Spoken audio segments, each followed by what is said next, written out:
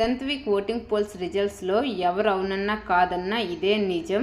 ఎందుకు అంటే నెంబర్ 1 పొజిషన్లో తనూజ గారే ఉన్నారు. ఎలా ఏంటంటే పాజిటివ్ ఆర్ నెగిటివ్ ఎక్కువ కంటెంట్ ఉంటుంది. ఆల్రెడీ ఫ్యాన్ బేస్ అయితే క్రియేట్ అయిపోయింది, సెపరేట్ ఫ్యాన్ బేస్ అయితే ఉంది.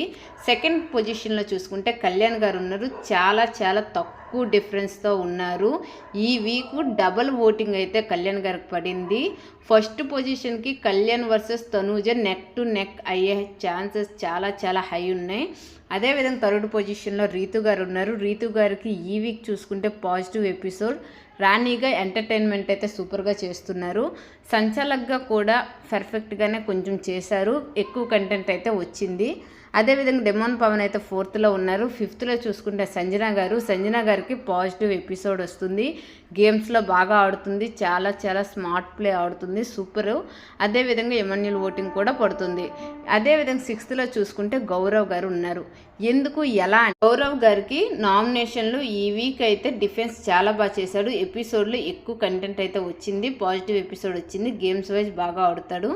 అదేవిధంగా చూసుకుంటే సుమన్ శెట్టి గారు అయితే 7th ఉన్నారు. ఎందుకంటే సుమన్ గారికి ఓటింగ్ అయితే తగ్గింది.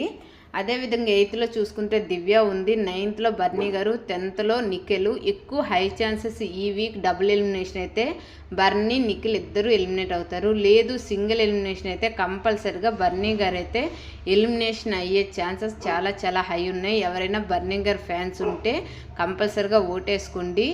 అదేవిధంగా మీ ఫేవరెట్ కంటెస్టెంట్ ఎవరో కామెంట్ చేయండి.